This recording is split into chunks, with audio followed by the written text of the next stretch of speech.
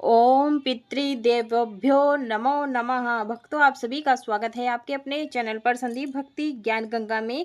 आज की इस वीडियो में हम जानेंगे श्राद्ध चल रहे हैं उसकी पूजा विधि के बारे में कि हम अपने पितरों की पूजा कैसे करेंगे। आश्विन मास के कृष्ण पक्ष में मनाए जाने वाला श्राद्ध पक्ष पितृपक्ष कहलाता है। और देखिए, इस पक्ष में पूर्वजों का श्राद्ध करके उनकी तिथि के अनुसार पितरों की शांति के लिए श्रद्धा भाव रखते हुए विधि विधान से करना चाहिए। श्रद्धा क्रम की शास्त्रीय विधि की जानकारी के अभाव में हम यहाँ आपके लिए जो पूजा विधि बता रही हूँ वो आपने ज़रूर से करना है, और जिसका पालन करके आप इस विधि से अपने पितरों को प्रसन्न कर सकते हैं। और देखिए भक्तों, कहा गया है कि देवताओं की पूजा में कदाचित भूल होने पर देवता क्षमा कर देते हैं, परंतु पितृ कार्य में न्यूनता व आलस्य प्रमाद करने से पितर असंतुष्ट हो जाते हैं, जिससे हमें रोग शोक आदि भोगने पड़ते हैं। पितृ पक्ष के दौरान श्राद्ध तर्पण के अलावा कुछ उपाय भी किए जाते हैं, जिससे पितृदोष दूर करने में मदद मिलती है। तो देखिए, पितृपक्ष की जो पूजा होती है हमें किस समय करना चाहिए वो आपको पूरी जानकारी मिलेगी। तो पितरों की पूजा में आपने एक चौकी लगानी है।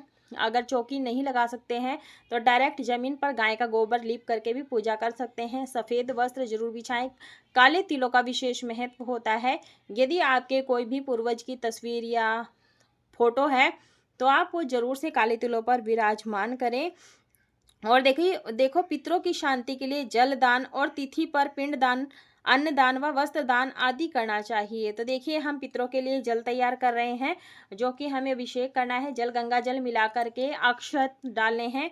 और इसी तरह से आपने रोज सुबह सूर्य उदय होने के बाद में सूर्य देव को अर्घ्य दे देना होता है या पीपल के पेड़ में जल देना होता है। और जो ये जल है दक्षिण मुखी होकर के ये जल अर्घ्य देना होता है। चीनी डाल देंगे। और इस तरह से देखिए, पितृपक्ष के दिनों में सुबह उठ करके स्नान करके देव स्थान व पितृ स्थान को गाय के गोबर से लीपकर व गंगा जल से पवित्र करने के बाद भी पूजन करना चाहिए। यहाँ पर सफ़ेद चंदन डाल दिया है। तो देखिए, जो पितरों के लिए पूजा सामग्री होती है ना, हमें उतनी ही यूज करनी होती है कि दोबारा हमें किसी अन्य पूजा में इस्तेमाल नहीं करना है। सफ़ेद फूल हम यहाँ पर डाल देंगे। ये हमारा जल का लोटा तैयार हो गया है। तो देखिए भक्तों, अपने घर के आंगन में या दहलीज पर रंगोली जरूर से बनाना है। और देखिए, यहाँ पर जो है काले तिलों का आसन दे करके हम यहाँ दीपक प्रज्वलित कर लेंगे, धूप दीप प्रज्वलित कर लेंगे। देखिए भक्तों, महिलाएं शुद्ध होकर पितरों के लिए भोजन बनाएं, सिर ढक कर के ही बनाना है।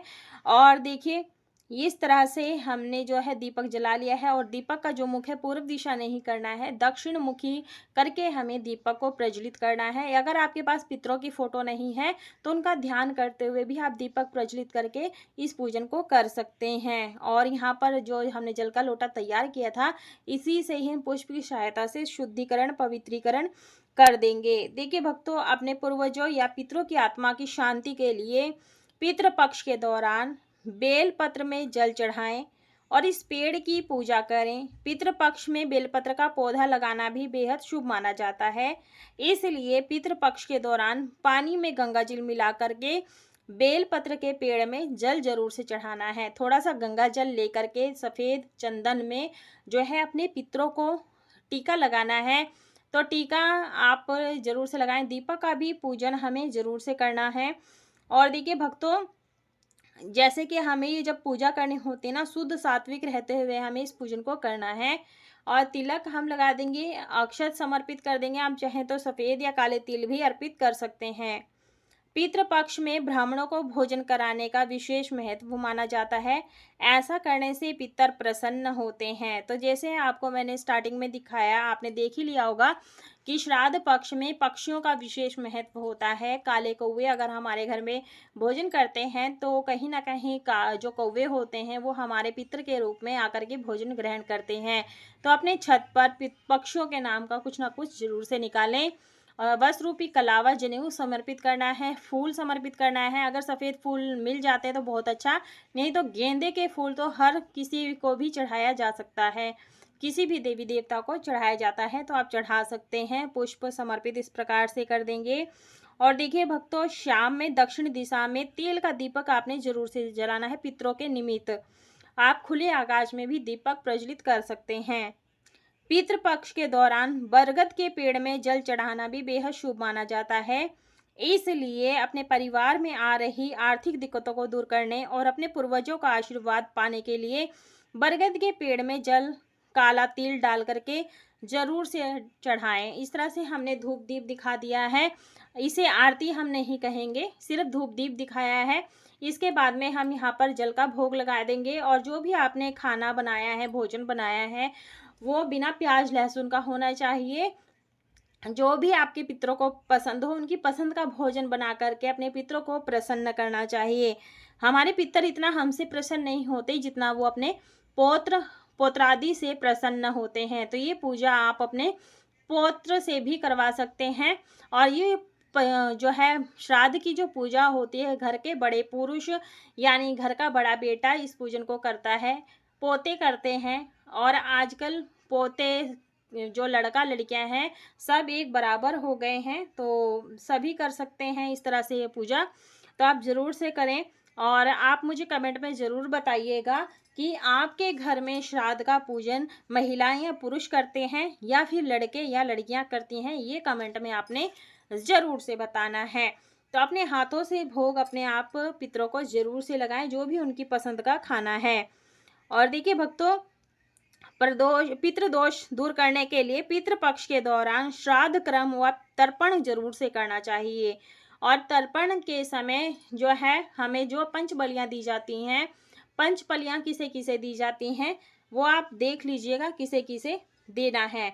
तो देखिए भक्तों, इसमें तोरी का पत्तों का विशेष महत्व होता है। बेल जो सब्जी होती है उनका विशेष महत्व होता है श्राद्ध में।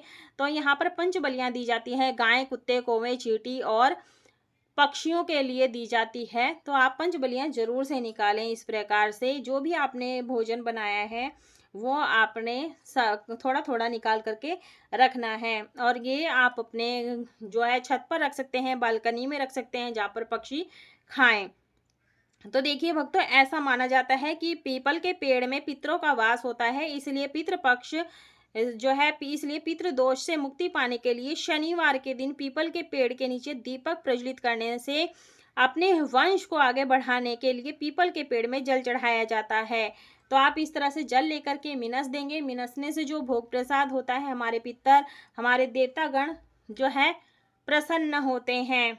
और देखिए भक्तों, जैसा आप ये पूजा करें इसमें अपने बच्चों को शामिल जरूर से करें और ये पूजा उन्हें जरूर से दिखाएं कि हमारे पितरों की पूजा कैसे की जाती है। बाद में इस भोग प्रसाद का क्या करना है, तो देखिए जो थाली में भोग प्रसाद है या तो उसका जो परपोता होता है वो खाता है या तो फिर ये गौ माता को खिला दिया जाता है।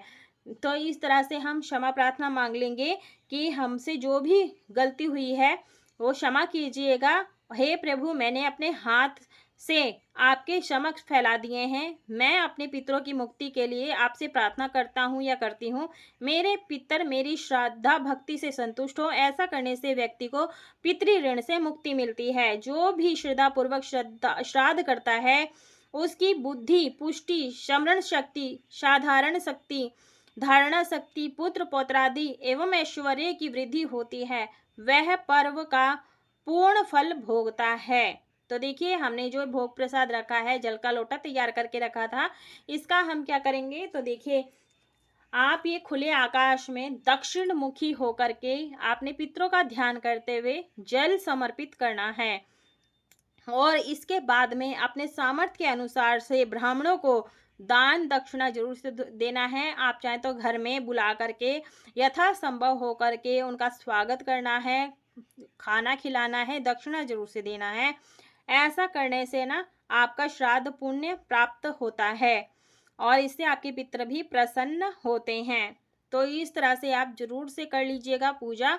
और ये जो पूरे 15 दिनों तक श्राद्ध चलते हैं, तो आप जरूर से श्राद्ध में करके अपनी पूजा संपूर्ण करें। और जो ये हमने पत्तों पे भोजन निकाला था, ये हम छत पर रख देंगे और इस तरह से पक्षी आकर के खा लेंगे। वीडियो पसंद आई है तो वीडियो को लाइक शेयर सब्सक्राइब जरूर कर लीजिएगा। कमेंट बॉक्स में राधे राधे अवश्य लिखिएगा।